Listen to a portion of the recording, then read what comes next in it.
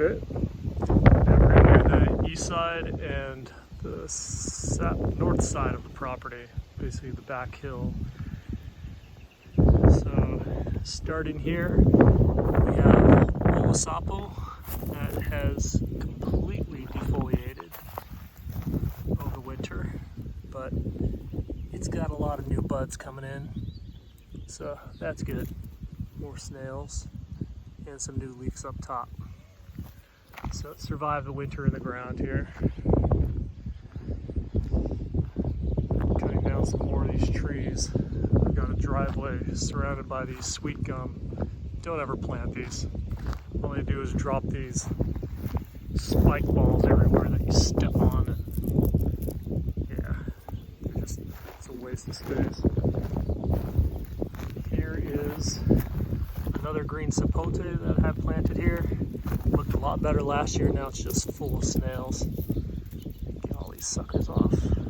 Yeah, it's a losing battle picking those things off, but I still get some satisfaction out of it.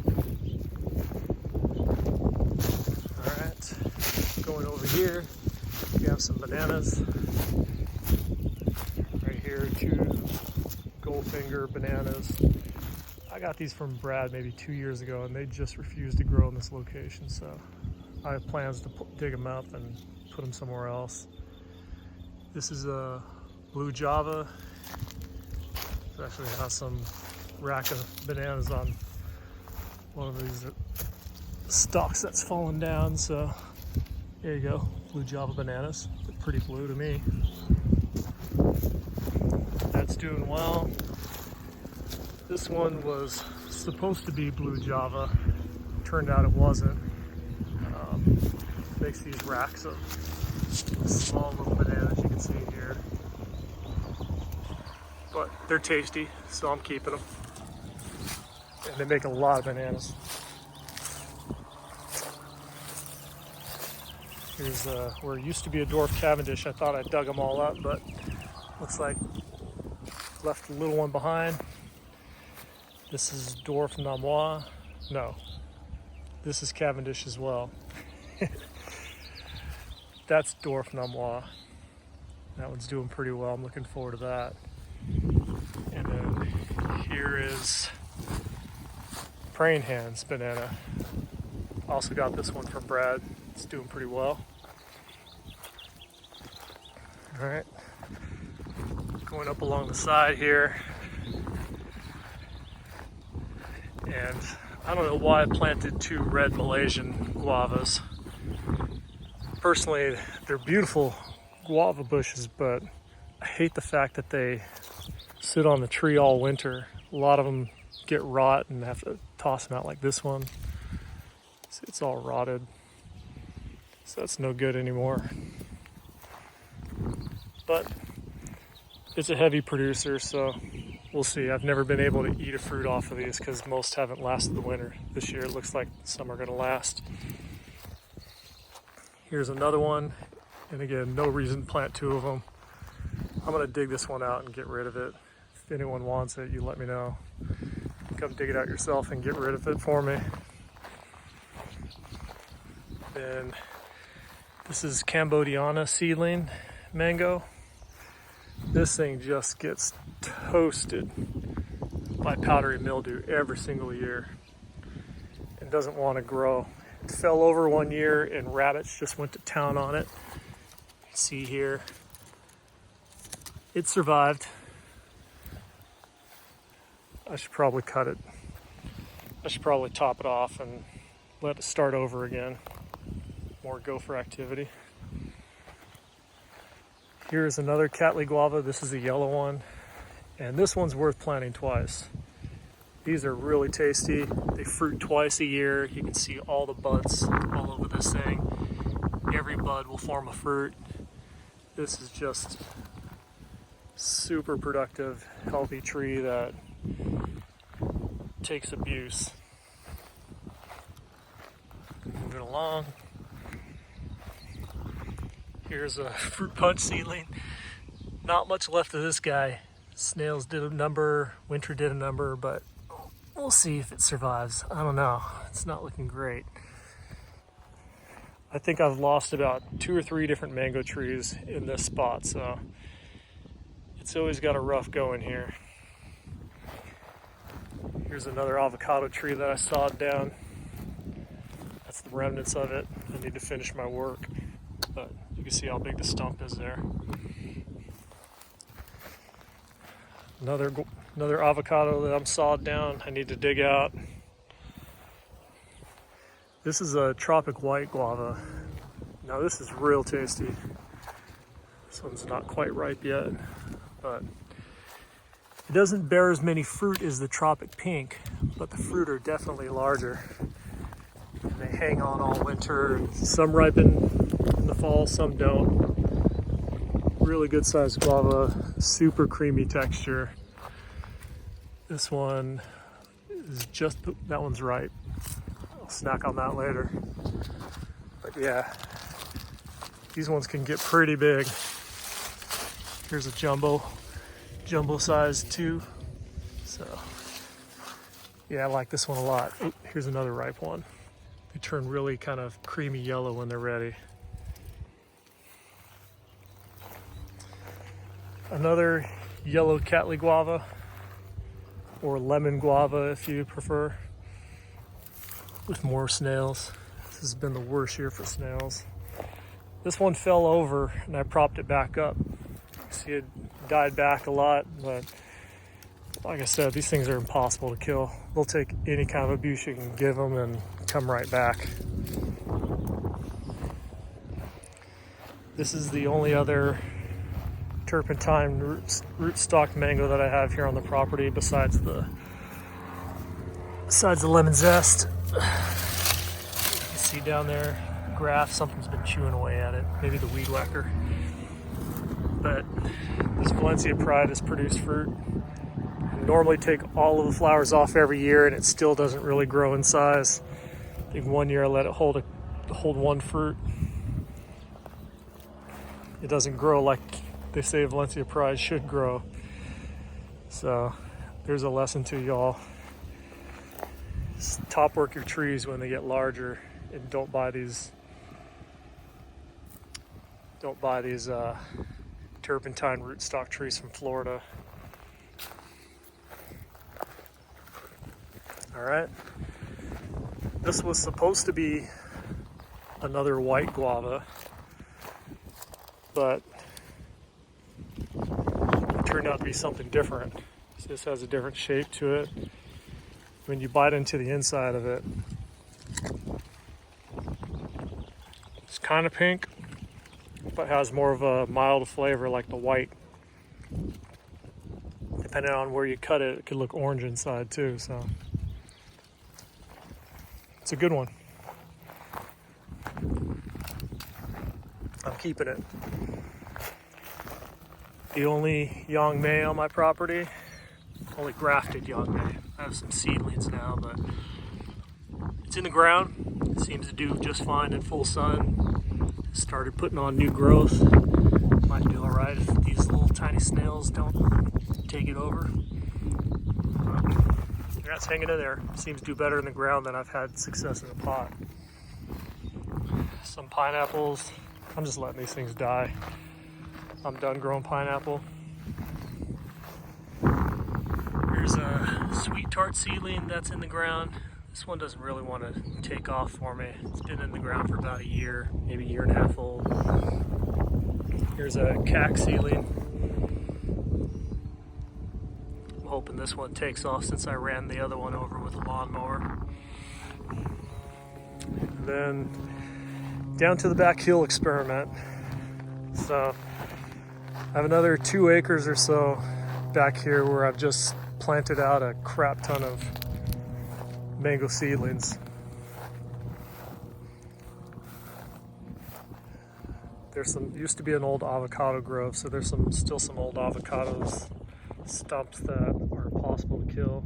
Not even watering them, but they refuse to die and they put out rootstock avocados. So here's a Okrung Tong mango seedling. It's flowering after just 2 years of age. This was a seedling from the Valencia Pride fruit that I ate maybe 2-3 years ago. I guarantee this thing's gonna it's already flowering now. I just noticed that. This thing will outgrow its grafted mother in no time at all. Here's an Alfonso seedling that just gets really beat up every year after winter time. Gets all kind of dieback. Some of this anthracnose, you can see it. The sap coming out of it. You don't need to trim all of this off, but it grows back with a vengeance. It's got a decent little root stock. These things get very minimal water, so here's another Alfonso seedling. This is a Hayden seedling from a fruit I ate a while back. Here's one of those, this is one of my favorite fruits that I have out here. I forget the name of it, but it's a mango, just can't remember the parent name. Sweet tart seedling, not doing too great. Another sweet tart seedling, not too great. Something that died. It tried. So you'll see a lot of that out here. Some of these seedlings just, they're pretty neglected. I don't invest a whole lot of time on these ones, unless the ones that do survive, they get a little bit more love.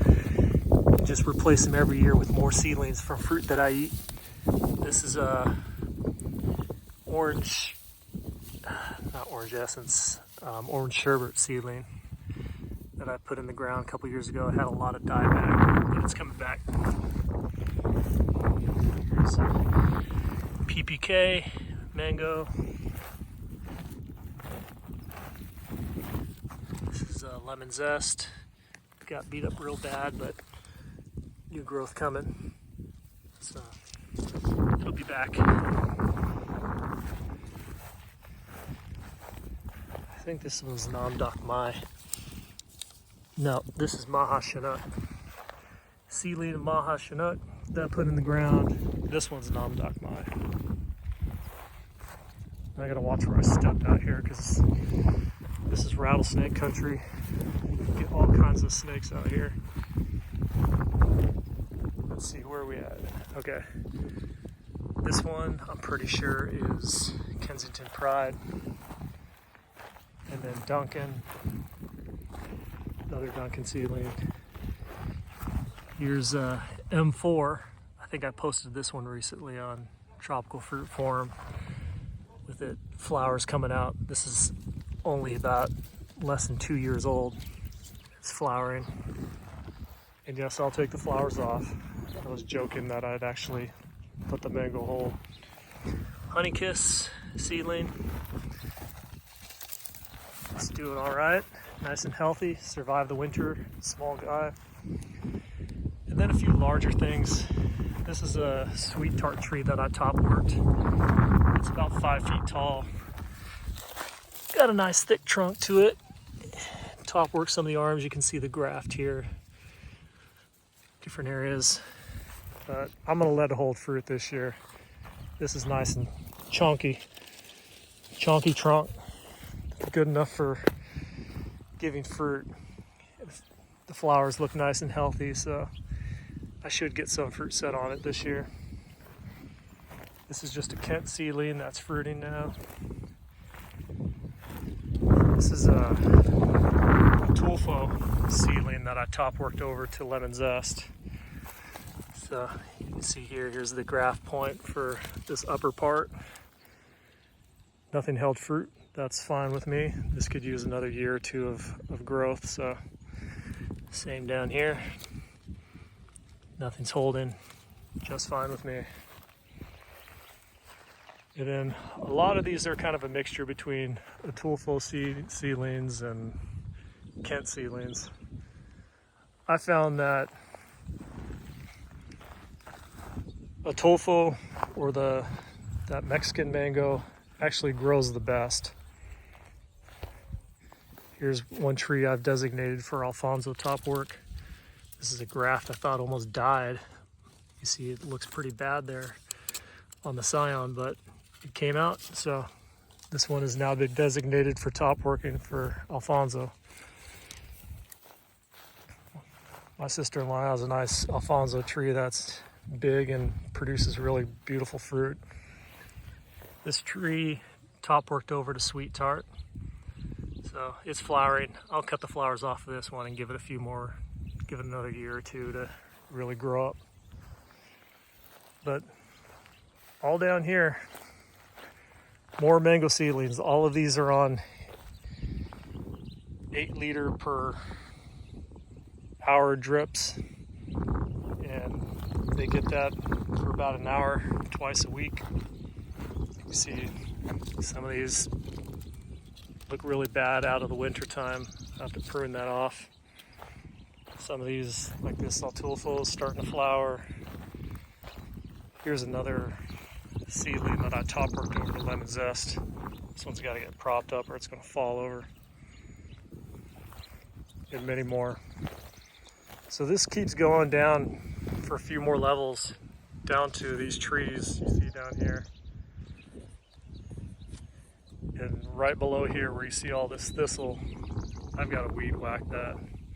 There's, believe it or not, mango seedlings that are hidden behind all of that thistle. I'm not looking forward to going in there and weed whacking that. It's going to be painful, even covered up. So there you have it. This goes down in about a Z. I've got about 200 different seedlings planted all over the property, all over this back hill here.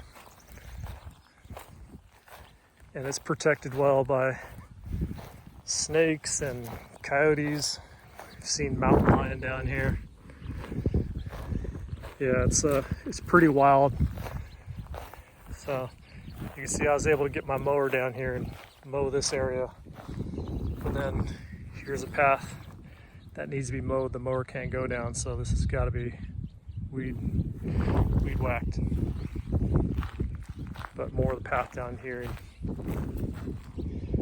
can see more mango trees. There's one. Here's another. Here's an avocado tree that I do not water, and it just pumps out a ton of avocado. It's found some groundwater in there. I cut that thing back to 5 feet, and it's already back to 20 feet high again. I don't know what's feeding it down there, but I'm hoping that there's a lot of good groundwater these mangoes can grow into. Because I've got them up here on the hill too. Here's some more mangoes that are flowering. And the greenhouse. I'll do a separate video for the greenhouse tour. Got a lot of cool stuff in there that's worth mentioning. That'll eventually get planted out on the property. And bougainvilleas everywhere. They grow wild, it seems like. Alright, here we go.